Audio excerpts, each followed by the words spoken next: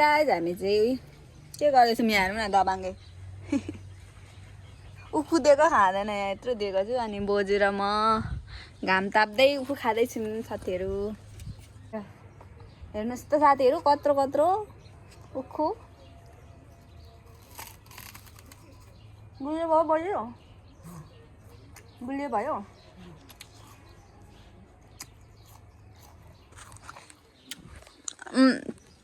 बोजू चाहिँ बोजूलाई पनि दिएको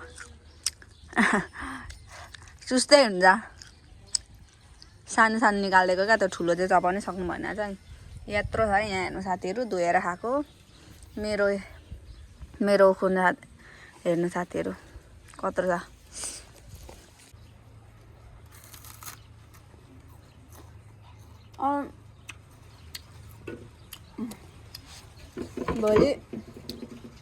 भोलि चाहिँ मेरो आजै हो लास्ट घरमा त्यही भएर मैले यहाँ भएको उखु एउटा भात दिएको क्या कोही खानु आएन अब यो एउटा चाहिँ साथीलाई लगिदिन्छु यो र यो काठमाडौँमा लगिदिन्छु दुइटा खाओस् त्यसले यस्तो गुलियो छ हौ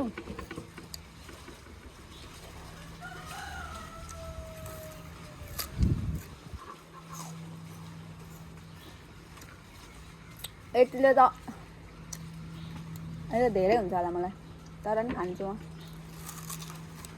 हेल्थको लागि राम्रो हो नि त साथीहरू त्यही भएर बोजूको चाहिँ दाँतै एउटा मात्रै छ त्यही भएर पछि हामी पनि बुढी भए जस्तै हुन्छ होला दाँत मेरो त अस्ति एउटा उखालेर आरसिटी गरेको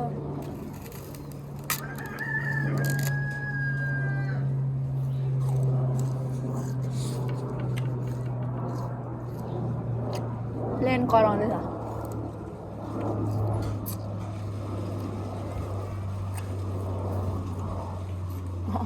दबाङ्गे हेर्नु न साथीहरू यहाँ बोजूको छेउमा बसिरहेर हेर्नु ओइ खान्छस् त खाने चाहिँ होइन यसको चटक मात्रै बेसी हुन्छ दिइ हेर्नु पर्यो फेरि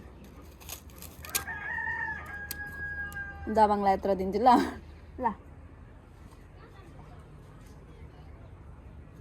ए अलि यता आइज त्यहाँ बोजूको छेउमा नजा खायो साथीहरू आज मर्छ है हो उसको आँखा केले हिर्काएको नि दुखेर चिमचिम गरिबस्छ निकाल बाहिर अब ननिल्ने मिलिहाल्छ है हेर्नु साथीहरू बस त्यहाँ सिट गुड खाइ पो पठायो त आमा लाउनेले त अझै दिन्छु अलिक ठुलो दिँदा त खाँदैन त कस्तो हरामी छ ल टोक भनेको जहाँ थाले टोक्दैन ल टोक न तँलाई हड्डी मनपर्छ होइन हड्डी टोक्ला गर्मी पो बोजू नै ल्याउनु म खोलिदिन्छु छाता दिनु न यो लामो उखु चाहिँ दबाङ्गे लगाइदिउँ ल जब खानु सक्नुहुन्न यो चाहिँ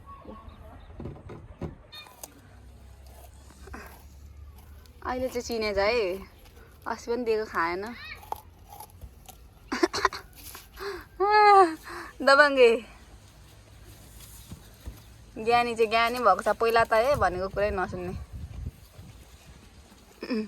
ओकाउँदै पो खाँदैछ तास्तै हामी जस्तै हजुर तास्तै खाँदैछ क्या दबाङले नि उखु खाँदो रहेछ ऊ हेर्नु साथीहरू कस्तो मजाले पक्रिँदै खाँदैछ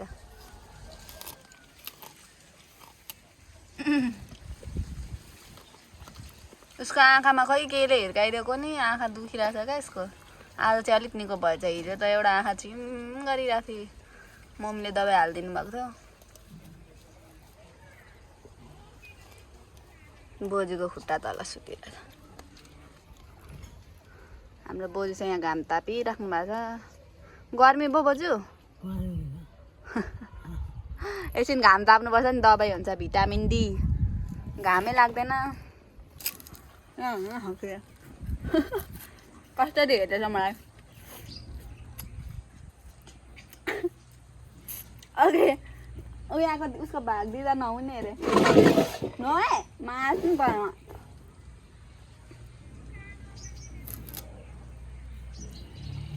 ल त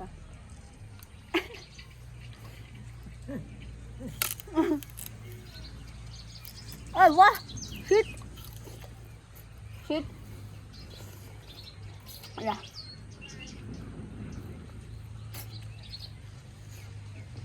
टोक न हरामी।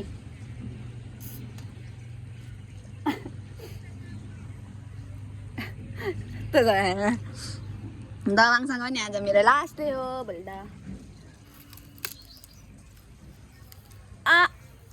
यही भिडियोमा हाल्छु तर मैले भोलि गएको पनि।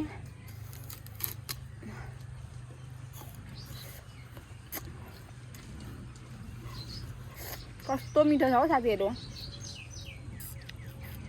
अहिले सिजन रहेछ हौ उखु, तपाईँहरूकोमा नि रोप्नु भएको छ भने खाइहाल्नुहोस्। पछि बर्खामा त मिठो हुँदैन पानी चढेर। दङ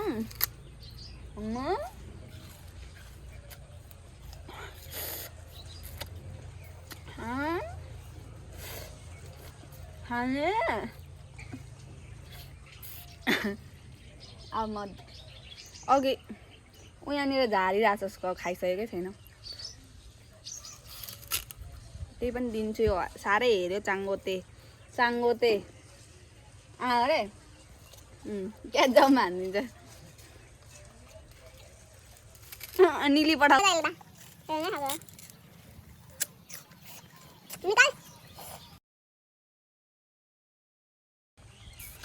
ननिलाई यसरी निकाल्ने पो त लाटा।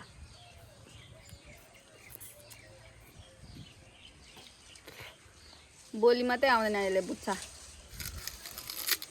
तर यो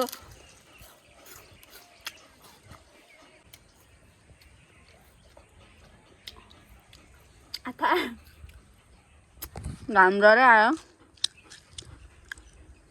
गर्मीले फे भइरहेछ यसलाई। यता बोजू पनि गर्मीले फे भइरहनु भएको छ घाममा निकालेको। पिपल पाते मनैमा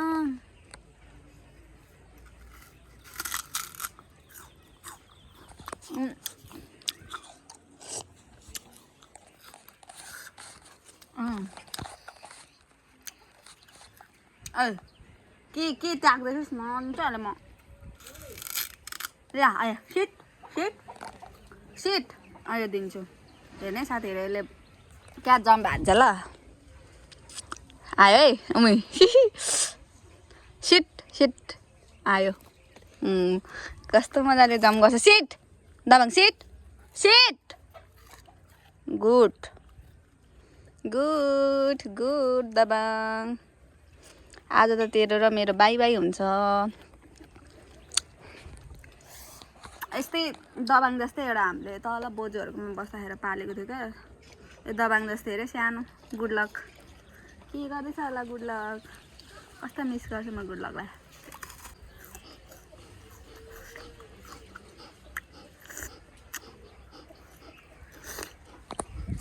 गर्मी भएछ हेर्नु खातिर के कसै खाएन फेफे। गाइस म चाहिँ सुतेँ ल। भोलि बिहान छिट्टो उठ्नुपर्ने हुन्छ। बहिनी दिदी चाहिँ सबै सुतिसक्यो। आज चाहिँ दिदी चाहिँ अर्को रुममा सुत्यो क्या। अनि मेरो चाहिँ बिहान भयो। अब चाहिँ मेरो जाने बेला भयो साथीहरू। हेर्नु म चाहिँ दाइले मलाई पुऱ्याइदिँदैछ। अनि मेरो सामान चाहिँ देख्न सक्नुहुन्छ एक भारी छ सामान। लुगै मात्र छ है, केही छैन त्यस्तो धेरै चाहिँ। अनि म चाहिँ बिहानै कति 5 बजीतिरै लागेको है। गाइस म चाहिँ यहाँनिर एक्लै बसिरहेको छु। गाडीमा तेल छैन त्यही भएर बसिरहेको छु काउन्टरमा। कतिखेर आइपुग्छ 5:30 भइसक्यो। साथीहरू हामी चाहिँ खाजा खाने ठाउँमा आइसक्यौँ। अनि मैले चाहिँ रोटी मात्र त्यसपछि खाजा खाइसकेर चाहिँ कस्तो राम्रो तोरीबारी फुलेको नि साथीहरू। पोहोर पनि म जाँदाखेरि यस्तै भइरहेको थियो। योपालि पनि जाँदा यस्तै भइरहेछ। कस्तो दामी भइरहेछ। अनि भ्यू हेर्दै म चाहिँ खाना खाने ठाउँमा आइसकेँ। खाना नि कस्तो खानै मन छैन हौ, जबरजस्ती खानु खोज्दैछु म। माछा नि त त्यही भएर त जबरजस्ती। गाइज हाम्रो चाहिँ गाडी बिग्रियो है। यहाँनिर हाम्रो 1 घन्टा जस्तो यहीँ बस्नुपर्ने भयो क्या। अनि खानाहरू पनि हामीले यहीँ खायौँ। खाना मिठो पनि थिएन है, मैले मातेर पनि होला, खाना पनि सकिनँ। अनि यहाँ एउटा बहिनी छ मेरो छेउमा बस्ने बहिनी, अनि त्यो बहिनीसँग म चाहिँ गफ गर्दै है गाडीमा बहिनीलाई पोज गर्नु लाउँदै फोटो खिच्दै भिडियो बनाउँदै आएँ। अनि के भन्छ मौसम चाहिँ यस्तो राम्रो थियो नि म आउँदाखेरि होइन। म चाहिँ दिउँसोको गाडीमा आएको क्या, बेलुका चाहिँ ओभर गाह्रो लाग्छ। अनि त्यही भएर मलाई जाडोले खुट्टाहरू सुनिन्छ नि त। अनि यो चाहिँ सिन्धुलीको बाटो हो साथीहरू, कस्तो दामी भ्यू देखिरहेछ। अनि म चाहिँ इन्जोय गर्दै म चाहिँ काठमाडौँतिर पुग्नु आँटेको थिएँ, तर साह्रै ढिलो घर पनि पुऱ्याउला जस्तो छ आज चाहिँ है। किनभने एकदमै गाडी पनि 2 चोटि बनाउनु पर्ने भयो नि त, त्यही भएर। 2000 years later.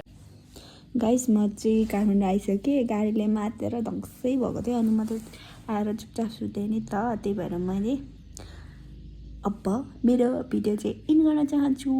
मैले भिडियो चाहिँ इन गरेको थिइनँ, त्यही भएर इन गरेको। अब नेक्स्ट भ्लगमा भेट्नुपर्छ साथीहरू। त्यही बाई।